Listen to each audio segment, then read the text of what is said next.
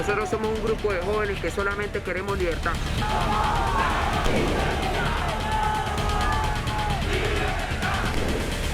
La gente se está muriendo, la juventud no tiene futuro.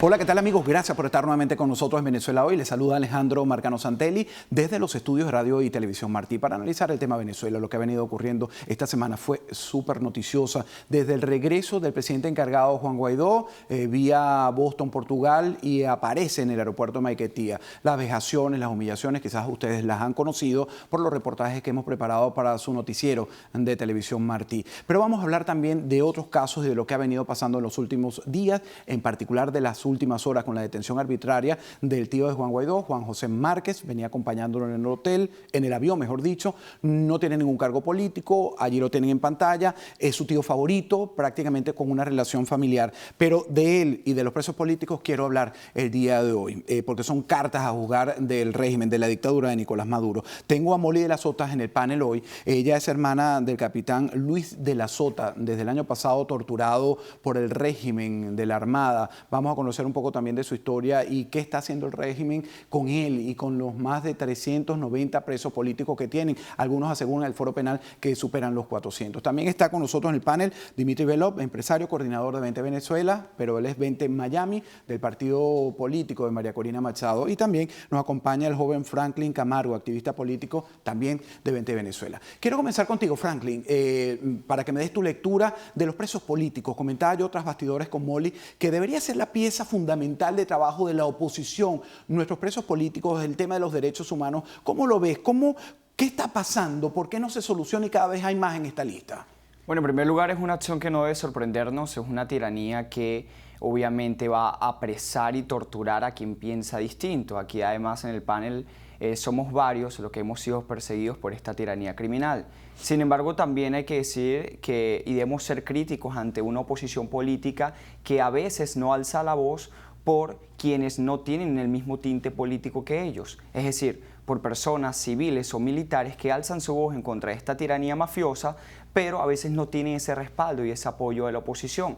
Como tal fue el caso, por ejemplo, del general Vivas, en donde no hubo una voz dentro de la oposición política para denunciar todas las atrocidades que a este se le cometía. Y así hay muchísimos militares que sí han alzado su voz y sus acciones también para desplazar esta tiranía y se les ha dejado atrás. Molly, perdona que te interrumpa, quiero ir ahora a Molly. ¿Coincides con esta descripción que parte de la oposición no le interesa si no es de su misma tendencia política? Eso es gravísimo. Coincido en que no ha sido suficiente lo que ellos han hecho para evidenciar lo que está pasando en Venezuela, que hay un campo de concentración moderno, muy estilo del siglo XXI, pero existe en Caracas. Y es importante que los partidos políticos y su Comisión de Derechos Humanos se pronuncien sobre lo que está pasando. Las torturas que se hacen en la DIGESIN, que es la Dirección de Contrainteligencia Militar, cuyos torturadores han sido entrenados en Cuba, y que ha estado pasando estos 2 últimos años, donde la violencia ha sido peor cada vez, y lo vimos en el asesinato del capitán Acosta Arévalo en la DIGESIN, muerto torturado y llevado a un tribunal militar. ¿Qué ha pasado después de esa muerte? ¿Dónde están los culpables, la cadena de mando? ¿Dónde están todos los partidos políticos pronunciándose hoy en día? Molly, cuando ves estas fotos de tu hermano que tiene un año torturado, sé que ha sufrido las más crueles vejaciones dentro de la estructura donde lo tiene el régimen de Nicolás Maduro. ¿Qué ha pasado? ¿Qué siente el saber que ya ha pasado o transcurrido un año completo y lo siguen deteriorando, lo siguen tratando de quebrar moral y físicamente? Siento que cada vez que pasa el tiempo pues es peor, porque hace un año esta dirección de Contrainteligencia Militar, en el mes de marzo del año pasado, la Comisión Interamericana de Derechos Humanos, la CIDH, otorgó medidas cautelares a las personas que están allí para protegerlas. Toda persona que esté dentro de la DIGESIN, que hoy en día son aproximadamente 200, están supuestamente protegidas en sus derechos humanos y en su integridad física. Y eso no ha pasado. En este año han torturado a más de 100 personas. Tienen allí 200 personas en sótanos infrahumanos, porque son sótanos, eso no es una cárcel ni un centro penitenciario. Y además de eso, también mataron al capitán Acosta Arévalo. Mi hermano en este momento está en un sector nuevo, que ellos, lejos de mejorar la situación, pues construyeron 16 celdas en un sótano aparte, donde permanece permanentemente con la puerta cerrada.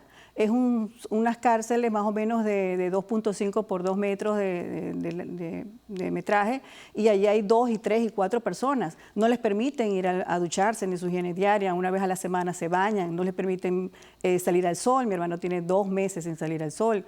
Tampoco les permiten llamadas familiares, ni libros, ni ninguna actividad. Yo te preguntaba, Molly, también en horas pasadas mientras preparábamos la producción de este espacio, que si no te daba miedo hacer las denuncias públicamente, que si te atrevías realmente a venir a este espacio sabiendo que ellos lo van a ver y que quizás pudieran implementar un poco la tortura. Considero que eres una persona valiente, porque esos regímenes se aprovechan de que están en Caracas, tienen a sus torturadores y pueden hacerlo. ¿Por qué no tienes miedo de la denuncia? Porque me he dado cuenta que este régimen lo alimenta el silencio. El silencio de las víctimas es lo que mantiene el régimen.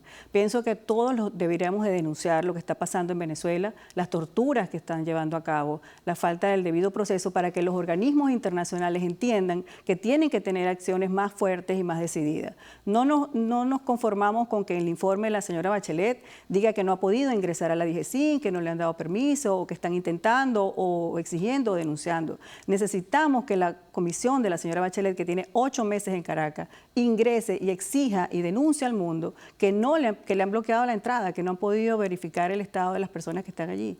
Por eso es que denuncio. Ahora, Dimitri, te pregunto también por el tema de la vuelta de Juan Guaidó. Sabemos de una gira internacional que fue celebrada, incluso recibido por el presidente de los Estados Unidos, Donald Trump, su principal aliado, que suma y ayudó a sumar a los más de 59 países que lo respaldan actualmente.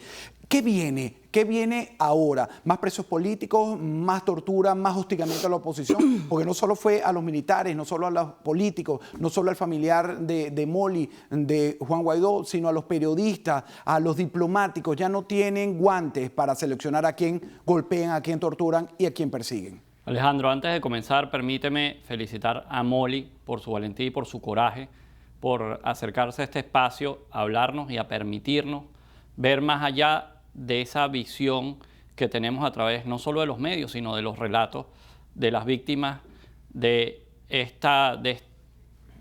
proceso de que ya no son presos políticos, son rehenes de un proceso hostil, son rehenes de guerra y están siendo utilizados como piezas de negociación para poder llevar a cabo, para poder elevar el precio de la negociación en cualquier desenlace. Una negociación que pudiera ser elecciones, es decir, te libero presos políticos, pero vamos a elecciones parlamentarias. Obviamente eso es lo que están buscando ellos, y el Departamento de Estado aquí en los Estados Unidos ha sido bien claro respecto a los límites que están dispuestos a aceptar. Y cuando habla del Departamento de Estado poniendo esa cantidad de límites, sabes que no van a ir más allá, sabes que no van a ceder.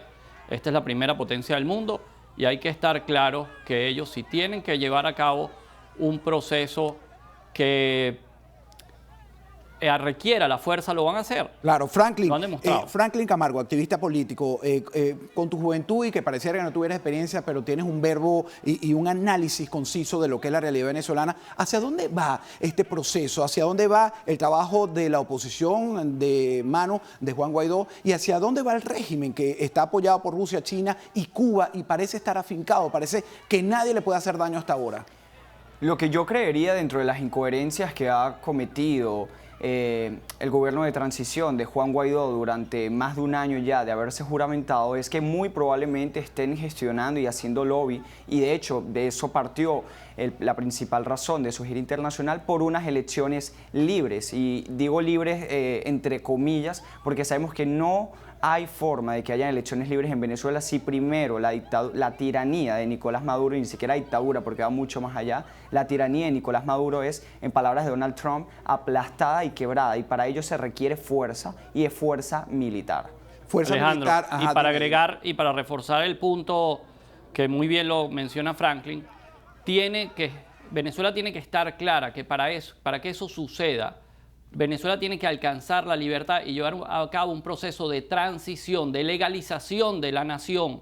Hoy en día, todo lo que es la república no existe. Todos los conceptos básicos que nos identifican como república no existen. Para nosotros poder llevar a cabo un proceso de elección, tenemos que reconstruir por lo menos los cimientos básicos de la república. Pero ¿cómo se reconstruye, Molly? ¿Cómo eso crees? quiere decir Tribunal Supremo, primeramente, está de manos de ellos, antes controlado que por el ellos. CNE. Claro. Segundo, el registro electoral debe ser no Te reconstruido, interrumpo, no Dimitri. reparado, debe Dimitri, ser hecho de todas nuevo. esas instituciones están confiscadas por el régimen incontrolable. Claro, por eso es que lo que Franklin dice, hay que liberar primero a la nación, aplastar a la dictadura, aplastar las mafias que hoy tienen secuestrada a la nación venezolana para poder llevar a cabo Pero ese proceso fíjense, Molly, de te pregunto a ti, transición. ¿cómo se aplasta, como lo decía en palabras propias del presidente de los Estados Unidos, Donald Trump, a este comunismo, a esta dictadura? Si vemos el arresto del tío de Juan Guaidó, donde no se pudo hacer nada, le están inventando cargos que no tuvo, que trasladó bombas, ya la línea portuguesa dijo que era mentira, la Cancillería de Portugal también, no se puede porque hay escáneres después del año 2002, después de los atentados terroristas de 2001 a las Torres Gemelas, donde se detecta cualquier trazo de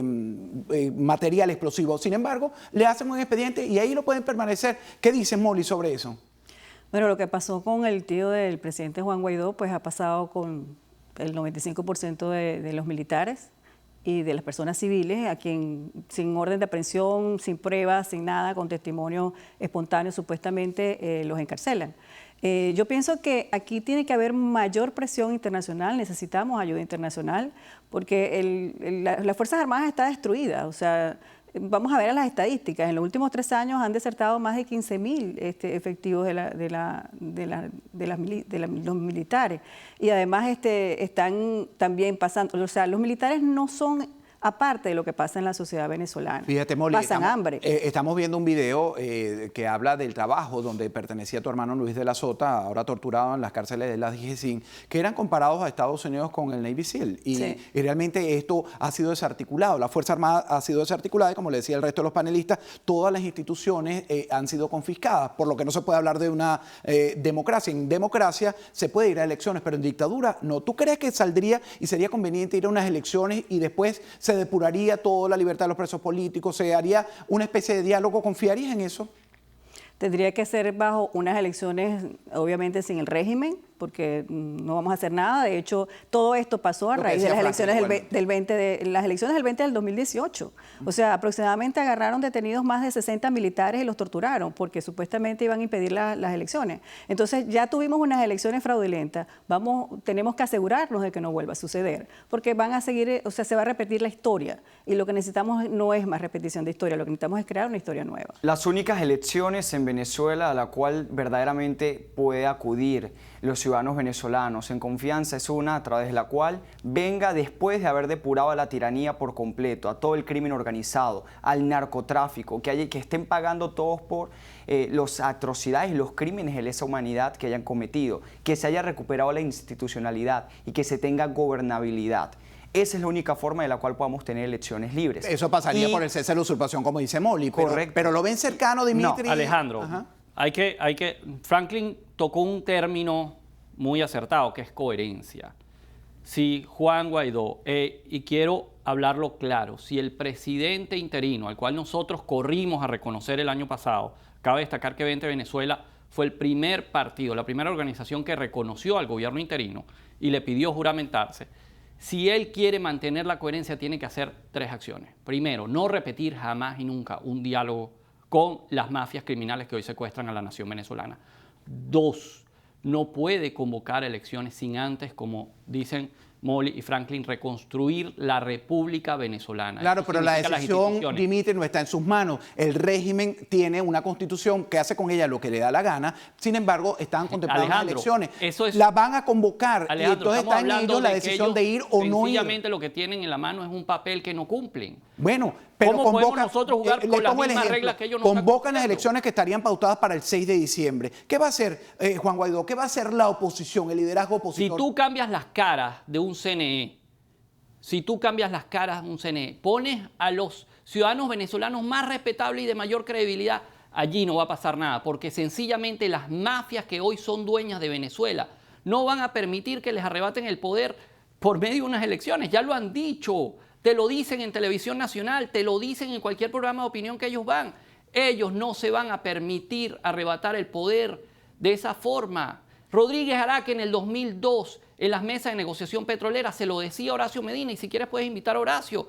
Horacio, nosotros pasamos 50 años para llegar al poder. no nos los vamos a dejar Claro, arrebatar, y lo a han menos que demostrado, sea por sangre. ahí están los Castro que están detrás de Maduro y con el apoyo de Rusia y China por atrás, tienen 61 años, pero fíjense. Nosotros este defendemos escenario- la medida de fuerza porque es la única que nos va Dimitri. a permitir llevar a la libertad, Alejandro. El principal problema de la oposición política venezolana y probablemente durante las 2 últimas décadas ha sido que ha elaborado una acción que se ha basado siempre en responderle a la tiranía y no precisamente en iniciar ese ataque, esa fuerza que pueda acabar con ellos. En este caso, lo que haga Nicolás Maduro y todo su régimen criminal no debe importar de acuerdo a los planes que debería estar realizando Guaidó en sintonía con la comunidad internacional y los países aliados. Y cuando digo aliados no me refiero a la Unión Europea que lanza un comunicado y que quieren elecciones libres, no. Me refiero a la administración Trump, me refiero al gobierno de Iván Duque, me refiero al gobierno de Bolsonaro, que por cierto, lamento mucho que Juan Guaidó no haya podido reunirse con él, porque me parece que son los 3 aliados fundamentales para que se inicie una acción de fuerza que acabe. Bueno, aprovecho con la tiranía de esa Maduro. declaración tuya para leer algunos comentarios en la transmisión del Facebook de Radio y Televisión Martí. Fíjate que Ángelo Santelli desde Venezuela nos dice golpe quirúrgico y después elecciones. Eso es prácticamente lo que tú estás asegurando, Franklin. Yorkie Grasset, tienen que cortar las cabezas de raíz, no hay otra cosa. Eric Vergara está conectado, no comentó nada, pero también Adonis Armengales, espero leerlo bien. Yo soy cubano y les puedo asegurar que el cambio de Venezuela comienza por Cuba. Mientras tengan el apoyo de los Castro, no resolverán nada. Bueno, Sirapis dice que tienes mucha razón, refiriéndose a ti. Gracias, colega, por este comentario. Fíjense, volvemos al tema entonces de lo que sería una intervención y le pregunto a Molly, fundamentalmente, ¿tú crees que realmente para que haya un cambio, para que tu hermano recupere la libertad, para que tu madre de 82 años que ha tenido que trasladarse de Caracas a la capital para verlo en una forma inhumana cuando le permiten hacerlo, para que él salga de libertad tiene que cambiarse todo esto de raíz? Y para cambiarlo, ¿cuál sería tu fórmula? Por lo menos como lo ves tú. Mira, yo lo veo de esta manera. O sea, después de esta gira que de verdad fue exitosa del presidente encargado Juan Guaidó, el foco, o sea, de la comunidad internacional se ha enfocado más a la situación de Venezuela. Esto se le escapó de las manos a los políticos venezolanos. A los venezolanos se nos escapó ya de las manos. Y necesitamos ayuda internacional. Necesitamos que se pongan de acuerdo. Necesitamos que aquellos países que todavía apoyan este régimen, que es de verdad torturador, retiren el apoyo y necesitamos que los presionen. Yo pienso que la comunidad internacional tiene bastante que hacer en esto. Tenemos el caso de lo que pasó Fujimori en Perú. Después de unas elecciones fraudulentas, la OEA estaba allí y Fujimori salió. Y mucha gente ha salido debido a la presión internacional. Yo sí pienso que la comunidad internacional puede hacer bastante en esto, porque definitivamente solos no podemos. Fíjate, Entiendo el ejemplo que se puede dar siempre sobre Pinochet y sobre Fujimori. Sin embargo, mi opinión es que esta tiranía es diferente, es igual a la cubana y muy probablemente también parecía a la de la Unión Soviética. Los gobiernos y las dictaduras de fuerza que han sido de Pinochet se fue voluntariamente después de un plebiscito. Lo mismo pasó algo similar con Fujimori. Nosotros hemos tenido una fuerza ciudadana por más de 20 años que no ha sido suficiente, en gran parte por una oposición colaboracionista y también porque estamos enfrentando una tiranía no convencional. Tiene lazos con el narcotráfico, tiene lazos con el terrorismo organizado. Entonces, cuando nos enfrentamos... Están fortalecidos, porque por donde uno lo mire, tienen una fortaleza que no se ha podido cortar la raíz, ni siquiera se les ha podido empujar un poquito. Correcto. Esa es mi angustia. Fíjate, Alejandro, pero, si tú ya va, agarras Dimitri. un mapa de Venezuela y lo colocas por colores de acuerdo a los consorcios criminales, de acuerdo al área de acción de cada consorcio criminal que opera, tú vas a ver 6 grandes colores. Y mientras tú no tengas a esos 6 interlocutores en una mesa, tú no puedes llevar a cabo ningún proceso de negociación, Claro. ninguna salida. Entonces tiene que ser a la fuerza, tú tienes que cortar cabeza. Pedir ayuda porque solos no Sí, podemos. exactamente. Solos no podemos, Solos no correcto. podemos y eso está clarísimo. Pero a mí me preocupa algo también. Vamos a ver las imágenes de la rueda de prensa de Joel García, el abogado de Marrero, que era el secretario, la persona más cercana políticamente del presidente encargado Juan Guaidó, pero también ahora de su tío Juan José Márquez. Ayer escuchaba declaraciones de la esposa de este nuevo preso político que engrosa esta lamentable lista. Y me dio pesar y me dio hasta pena ajena de escucharla decir que su esposo era una persona decente, una persona trabajadora y que ella confiaba en la justicia. No dudo y sé, me consta que es una persona decente. Pero señora, se lo están diciendo o señores, se lo están diciendo a una dictadura que no le interesa si tú eres decente, eres profesional o no. Pero así como la esposa del tío, hay muchos venezolanos que no les interesa el tema de la intervención, que dicen, devuélvanse ustedes, vengan a pelear, no va a correr más sangre. ¿Cómo se le desmonta a esa gente para hacerle entender o que exijan a sus líderes y al apoyo internacional que realmente solo no podemos salir de esa dictadura? Es síndrome de Estocolmo. Muchas personas ante la desesperación y ante la tristeza, que también es algo que hay que juzgar a la hora de criticar o no a las personas o evaluar un juicio, de acuerdo a si estamos de acuerdo con lo que puedan decir o no, hay que evaluar el contexto. Muchas personas dentro de su tristeza, dentro de su dolor, suelen decir cosas como estas. Lilian Tintori también llegó a darle las gracias a Jorge Rodríguez y a Delcy Rodríguez, incluso diciendo estamos dispuestos a darnos la mano y a trabajar juntos para que Venezuela mejore, cuando Leopoldo López luego no fue liberado, sino que fue llevado simplemente a su casa a seguir estando preso. Entonces, por supuesto, hay personas que dentro de su desesperación llevan a decir estas cosas, sin embargo, la realidad es como es objetiva, más allá de lo que puedan decir algunas personas. Y la realidad es que estamos enfrentando en un régimen criminal y la única forma de ser verdaderamente libres es sacándolos por la fuerza. Es que yo lo entiendo. Mira, las personas que han denunciado, algunas esposas llegaron a denunciar lo que estaba pasando en la DGC, en las torturas, y las persiguieron, las amenazaron, han amenazado diciendo si sigues hablando, pues la va a pagar tu esposo, tu hijo, tu hermano. O sea, hay que tener adentro a un familiar con ese tipo de psicópatas, porque son psicópatas. Las torturas que hacen son indescriptibles. Ahora, yo sí les voy a hacer un llamado de atención a los partidos políticos de lo que está pasando. Se han dejado quitar espacios a nivel internacional. Han olvidado por eso es que insisto tanto en la parte internacional. ¿Qué pasó en la ONU? O sea, ¿por qué se han dejado quitar esos espacios? ¿Qué hizo el régimen durante todos estos años? Compró gente, invirtió dinero, hizo alianzas. ¿Y qué ha hecho la oposición para ganarse esos espacios internacionales? ¿Qué pasó con la CIDH, la ONU y todos estos organismos, la alta comisionada de derechos humanos y de protección? ¿Dónde está la oposición en esa parte? Yo pienso que sí deberían de presionar a nivel de afuera, porque la comunidad internacional es bien importante para que pase un cambio en Venezuela. Ahora, fíjate, Fabio, en nuestra transmisión del Facebook Live, Fabio López Lucero nos escribe, señores, la comunidad internacional no va a intervenir mientras que vea una oposición de papel. ¿Tenemos una oposición de papel? Sí, sí tenemos una oposición de papel. Tenemos una oposición incoherente. Tenemos una oposición que, en palabra de ellos mismos, se dobla para no partirse, como lo diría Ramos Ayub unos años atrás. Y vemos esto cuando, por ejemplo, Guaidó puede dar un discurso genial en Davos, diciendo que solos no podemos, y todos estamos de acuerdo con eso, al menos los que entendemos la raíz del problema, pero después él dice en Canadá que él espera que Cuba pueda ser parte de la solución. O cuando el pueblo clamado en Miami, los venezolanos en Miami que tanto han sufrido por estar lejos de su país o por las diferentes situaciones que las ha llevado al exilio, le gritan intervención y él tambalea o se pone nervioso y no responde. Entendemos que hay cosas que no se pueden decir. Incluso se puso bravo conmigo porque se lo pregunté. Correcto. Se molestó mucho conmigo y lo lamento. Nosotros entendemos que hay cosas que no se pueden decir. Sin embargo, esa política del, como diríamos los venezolanos, de ser guabinoso, de volarse para no partirse, no estamos en momentos para eso. Guaidó, nosotros necesitamos ahora mismo a un libertador, literalmente, a un hombre que en el exilio esté coordinando acciones militares. ¿Y no lo tenemos, la figura de Juan Guaidó no lo es? Le pregunto a los tres panelistas. No. Alejandro,